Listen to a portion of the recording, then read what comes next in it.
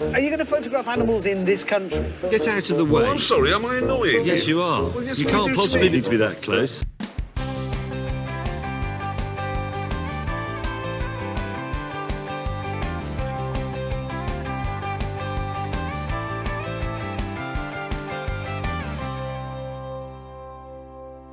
Hi everyone, I'm Luke Hector and you're watching The Broken Meeple. This is a YouTube channel about board games where I give reviews, top 10s and my honest opinions, regardless of the consequences. We'll get on with the show in just a minute, but first a quick word from my sponsor. As a fellow gamer, you'll understand this is unacceptable. The solution? Head down to my new sponsor, Kiender.co.uk. Kiender stocks many of the hot new releases as well as some old hidden gems. Free delivery on orders over £30, further discounts on bulk purchases, and even 5% of your spending refunded back to you as points to be used for further discounts down the line. If you use the referral link in the description below and sign up for a new account, you'll get 5% discount on your first order over £60. So let's make gaps in your collection a thing of the past. Get down to Kiender and start saving today. Thank you for listening and enjoy the rest of the video. Get on with it. So today I'm taking a look at the retail version of a game that came out on Kickstarter recently with this massive, expensive, over-the-top, big display board everything, type of game. I don't have the Kickstarter version, I probably never will. This is the retail box that I got from Essen, thanks for the review copy Sit Down Games. And so I'm going to tell you what it is from the copy you get to buy. This was something though that I almost backed on Kickstarter. I was so close to doing it because, firstly, the cover is gorgeous. We'll get onto that a bit later. But this idea of being a photographer and taking photographs of scenery and nature in order to get the most points in that, it just felt like a cool theme. And to be fair, I'm a sucker for nature themes, okay? I like nature. I don't necessarily go out and live in it all the time, but I like nature, I like animals, and so something like this appealed to me from a thematic standpoint. Now, knowing it was kind of a pseudo-dexterity spatial awareness game was hit or miss for me. I didn't know if I was going to like that or not, but I was definitely keen, very keen, to get this one looked at, and I'm pretty sure it did hit my top 10 anticipated games. So I was hoping that this was going to be like a sort of quick, almost like family weight, light game, almost zen-like, something that you would play to relax, something I could play solo if I wanted to relax, and hopefully it's done the job, even in its retail form. Has it? In Redwood, over the course of 5 rounds, you and other players are controlling a photographer on a map which is littered with various types of foliage, trees, and some animals which go in the little slots. I haven't got them out for now, but you'll see from the photos what I mean. What you will do is that you'll start from the edge, and in each round, you will use a template that allows you to dictate how far you're going to move. And you can't measure all these out in turn. You have to kind of think, I need to go over there. How far is that? I'll probably use this template here. And if you take one, you have it in front of you, and if you take one that an opponent used last turn, you gotta give them a victory point. Not always the thing you want to do. You'll clip the template onto your dude, and you'll twist it round until you get the spot that you want. And then what you'll do is you'll use a second model in order to place over here, and then you'll essentially pull the other one out. And then this will be the spot for your photographer. What you're then going to do is choose one of the templates for your photo lens. So you've got there, a bit like long and thin, long distance, but not particularly wide. But then you could go down to something that's a bit more like a wide angle lens, that type of thing.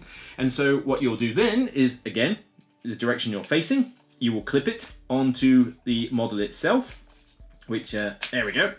And so you'll look at what's fully underneath the template, and that's what you're taking the picture of. The template card will be based on whichever sector you're in, whichever area you're in, for it's a panoramic card.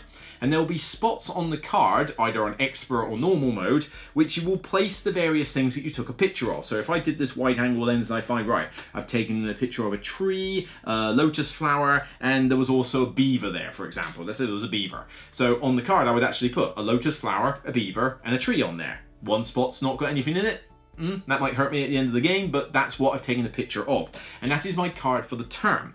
There are also objective cards for each of the 5 rounds, which will give you extra victory points for using specific templates or getting it like underneath the holes on your photo lens or being positioned in a certain area. Different criteria will get you more points. Players will effectively do this for 5 rounds, and the idea of the other players being there and the animals is that you can't move over an animal, and you also can't move over a player. You also can't take a photo with the player in them, because otherwise they're basically you know, photobombing and looking like something out of a, you know, a cringy Instagram reel. What the hell are you talking about? You'll collate all these different panoramic pictures in front of you, and then you'll total up your victory points based on what each of them are. So you'll get points for trees, points for sets of flowers, points based on what type of animals you did, and obviously you'll have racked up points from these cards, and at the end, simply total up the most. That's easy! This section is going to be pretty short because, frankly, this is quite a unique game, both in its theme and also its premise. The idea that you've got models and you're using multiple templates to move around a map.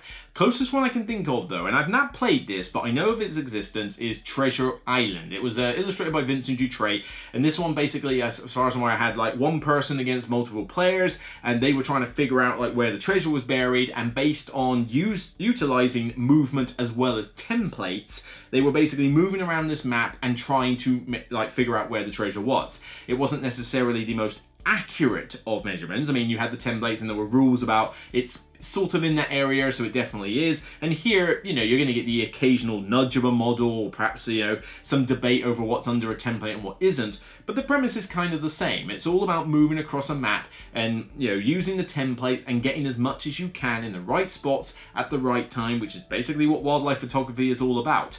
Treasure Island's probably the closest game I can think of this. There's not a lot of games where you have, you know, templates and models that you're moving, and certainly not with a light theme like this. Redwood really is probably one of the most unique games I've seen this year. Alright, let's get the obvious out of the way first. This game is drop dead gorgeous. Oh my god. Ooh, you good looking. You're hot. The artwork in this game is beautiful, and I swear this guy, Edu Valls, I don't know how you pronounce his surname, is Edu Valls or Edu Vallis? I'm not sure if there's an I after the S, but because he doesn't write it like that. And this guy is like the new Vincent Dutrait. This guy's on everything. I swear there's like 4 games that Essen I saw his name on. He was on Free Wing Circus, I know, because he signed my box lid. He was on Redwood, he was on Satori, and I swear there was another one he was on. I can't remember which one, but, you know, this artist is making a name for himself. And fair play to him, because the art in this is lovely. I mean, this cover, this is one of the best board game covers I've seen in a while, and I've seen some people rag on it. Why?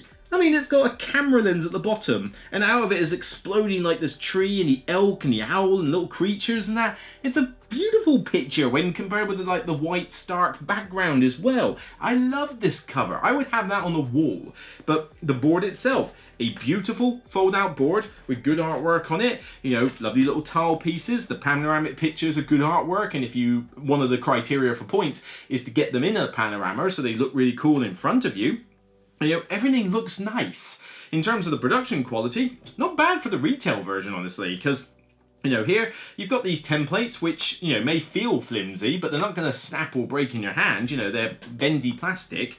You've got little miniatures for your people, and all of your templates have got little sort of like clips on the bottom of them, and clipping them onto them is relatively straightforward. I mean, it doesn't take much to slide them on. You just have to make certain that you hold the model and, you know, give a decent pull in order to take the template off.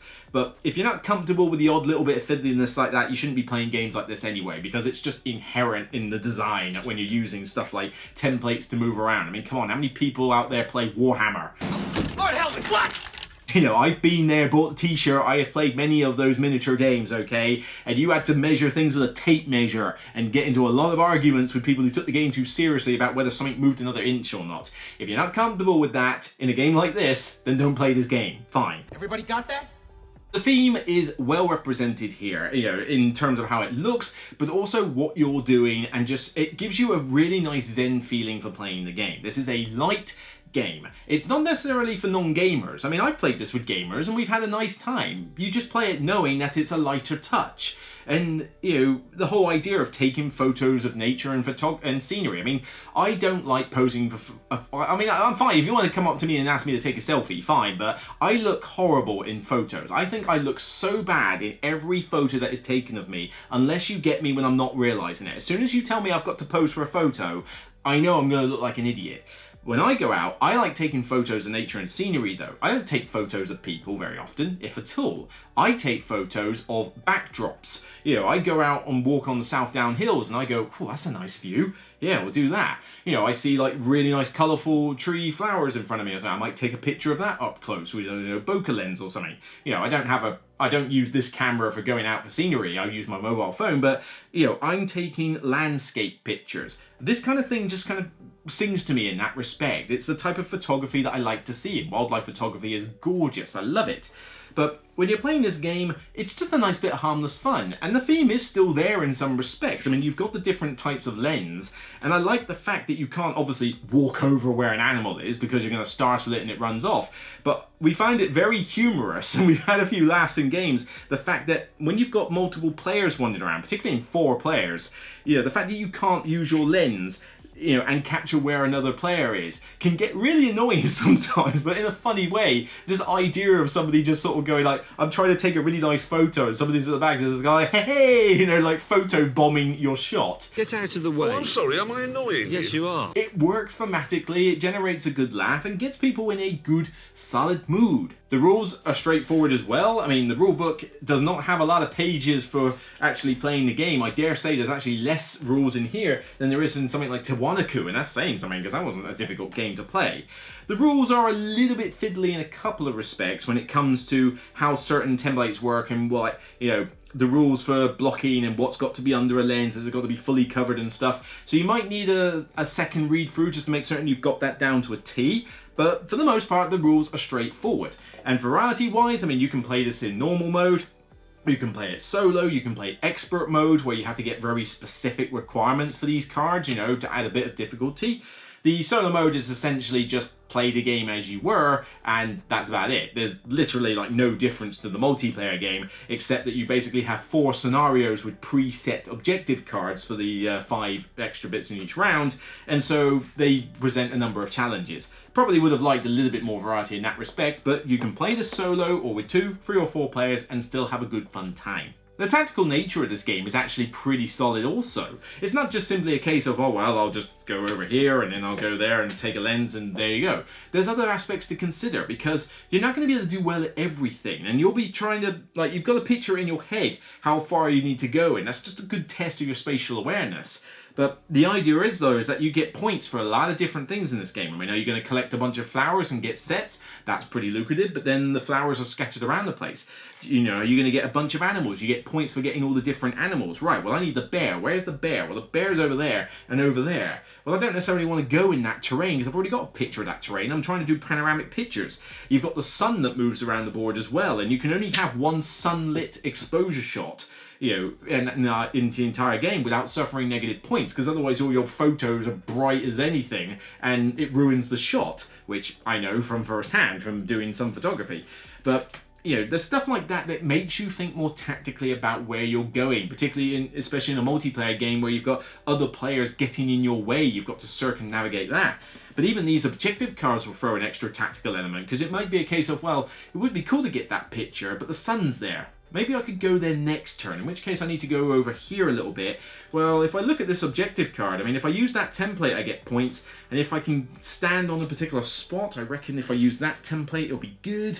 Even just the idea that if I take a template from someone else, is it worth it to give them a victory point? Because scores can be quite tight in this. I mean, we are talking, you know, less points than Cascadia. Cascadia, you typically end up with about 100 points. Here, you're looking at somewhere between like the 50 to 70 mark for a typical point scoring. And, you know, points can get quite close. So giving someone too many victory points is another consideration. For a game that's zen and light, there's still plenty of choices to be had. It's not on rails. Now, in terms of the negatives, there's not a huge amount of negatives, but the time length is a little bit of an iffy thing here. It says 45 minutes on the box, and it says that flat. But if we're being honest, this game has a bit of an undetermined game length, because it really does depend, A, on how many players you have, because each other player is adding more game length. There's no less rounds or anything, although you could house rule it so that there's less rounds. That's pretty easy. But when you've got people who take a little while thinking about where they're going and deciding what template they've got and which lens they're going to use or something, it can hold people up, and there is an element of downtime that's going to be inherent from that. So playing this with 4 players does make it fun in terms of like trying to get around people and not get photobombed, but it does mean that 45 minutes is pushing it for a time limit. You're probably looking at more something like an hour and a quarter to finish this game. Should not take 90 minutes. If so, you need to kick someone at the backside and get them moving. Get on with it. Yes, get on with it! You are probably talking at least an hour, if not more, 75 minutes for a 4-player game to be finished. Not that, that's terribly long, but maybe it's too long for some who want light games to be a bit quicker.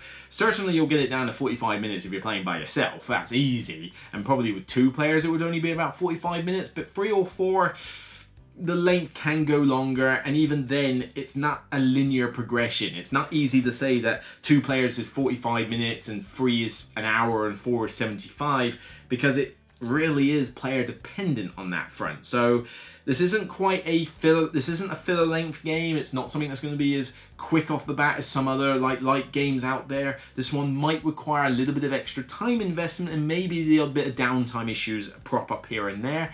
If you're not comfortable with that, then, well, maybe it's not for you. And with the whole spatial awareness being slightly loosey-goosey, you also have to be aware that the whole what is covered by a template is slightly loosey-goosey as well. And you're gonna get occasions where somebody takes it too seriously, or you have a very tricky situation where it's like, well, I've got the bear there, and it's like, come on, it's there. It's just like its toenail is sticking out. Does that count as fully under or fully not? You need to set these boundaries in place when you play the game, and occasionally you might, I've yet to have people argue to the point of being like angry or disappointed or anything when playing this game, but if you're going to play this with younger children, for example, who get a little bit up about that sort of thing, then be warned. You need to set the ground rules as per the book. The book tells you what's allowed and what isn't, but you need to set some boundaries ahead of time and just be aware that that can happen. Wait! My cheating unit malfunctioned! And this one's a small little nitpick, but as much as you have got a glossary on the back of the book for the iconography and the rules for the game are not particularly hard to fathom, you still don't have a reference aid per player. And given that this is a game that has specific rules for how you move, how you use the template, what's allowed, what isn't, I think a reference aid per player would not have been too much to ask, just to get those things on the table so that you almost never have to check the book again. It's a nitpick, but I get on publishers' cases for not including reference aids in the box, and given that this is meant to be a simple game for light gamers, non-gamers and the like, then you want to make the game as easy to learn as humanly possible. And sadly, as much as there's a lot of these cool panoramic cards in the bag, sadly, there's no reference card to be seen, and it would have been just a nice, easy inclusion. I just want a railing, one railing, right here. Redwood for me is just a very nice, zen-like, light game with such an adorable theme. It really is done well, with what you're allowed to do and what you can't, but it's just a relaxing game. Yes, you've got a decent amount you can think about, like, shall I go over here? Shall I get the sunlight now? Shall I wait? Shall I do the objective card? Shall I do the animals? Shall I do the flowers? Which template I'm going to use? There's certainly plenty to consider, and you get tight scores. But at no point are you playing this thinking that you're stressed out. This one is one that I can use at the start of a night to wind myself into heavier games, or a lot of the times it's been the last game I play in a night after playing a heavier game to wind myself down for the night. It does good at both of those things. It's beautiful to look at. The components are decent quality even for the retail box. The Kickstarter one had all sorts of craziness with that, and to be honest, if I could have the Kickstarter version, I probably would. But I think the retail box is really all you need for the game. You don't need to shell out a ton of money for the Kickstarter version. The retail box will do you just fine. Maybe not the cheapest game around, and certainly maybe not maybe not for everybody, because of the whole template measuring thing might put people off, but it's just such a nice, relaxing game. If anything, the only bugbear I have with it, which is enough to drop it a point, is the fact that the time length can be a bit of an issue, because the other negatives I've mentioned are kind of player dependent. Like, are you the sort of person that likes spatial awareness games? Are you the sort of person that's going to get finicky about measuring with templates, and if you're not bothered by that, then, well, that's not a negative for you. But the one negative that is apparent with this game is the fact that, well, two, in fact. One, I wish the solo mode had more stuff in it. You've got 4 challenges, and they can be quite tricky, but I would have liked more variety with the solo mode, not just pick one of the 4 options and go with it. You know, maybe they'll release more in the future, maybe there'll be ways to find stuff online for it, but yeah, I just would have liked a little bit more. But the main negative is the time length. The time length is the one, it's not a killer by any means, but I do wish that maybe the 4-player game, maybe the 3-player game was just a bit shorter than it actually is. 3 players is not too bad. 2 players is going to be pretty quick, and solo is going to be nice and fast.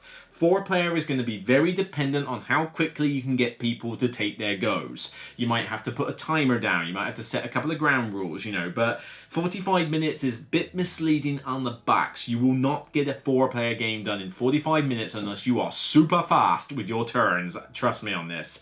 So that is a bit of a negative, but I really do enjoy it. I think it just looks great, it's light, it's zen, it knows its market, it appeals to that market, and I will play this in normal mode, I will play this in expert mode, which, trust me, if you thought the game was too easy in normal mode, you try playing it in expert mode and trying to get the specifics, it's not easy, alright? It is not easy.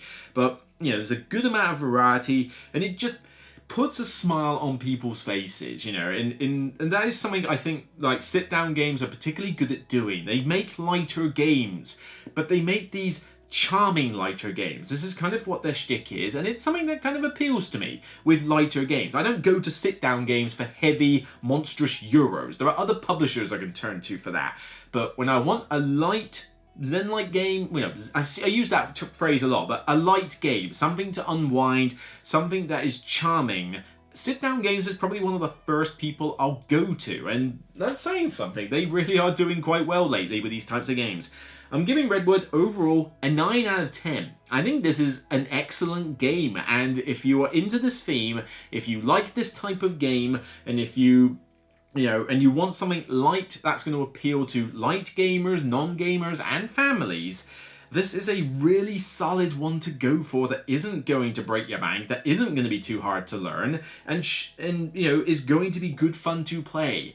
Just maybe curtail that time length down a bit, would have propped it maybe even to a 10 category, but it is a bit of a negative, and it's going to put off some people who want to play this more multiplayer, and certainly it's going to be group dependent on what you do with the case of, you know, is it fully under a template and how much do you like this measuring aspect. It's not going to appeal to everybody, but it appeals to someone like me. And for me, I'm giving it a 9 because I really enjoy it, and I'm going to hang on to this one. This is going to look gorgeous on my shelf alongside Tawanaku. You know, it's going to look pretty nice next to that one, actually, and I want to pull this out as often as I can.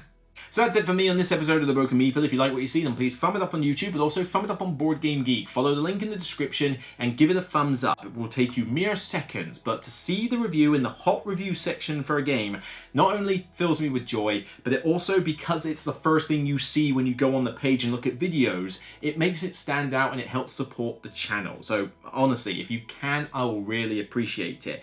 Obviously, don't forget to check out the other reviews I've been doing. I've got everything from Nucleum to Kutna Horror to Path of Civilization. Depending on the timing of these videos, you're going to have Archaeologic as well. Imperial Miners is on the horizon. Age of Innovation is in the works. You know, there's a lot of games I'm reviewing. There's still more to go. A series from Artipia Games. You know, plenty is on the agenda. I feel like I've got through a lot of games, and there's still a lot left to get done before Christmas, so if you think I'm running dry, trust me, I am not. There is a lot to get done. But until next time, remember, regardless of whether you can catch that elusive raccoon, it's still only a game, so bye for now. Geek.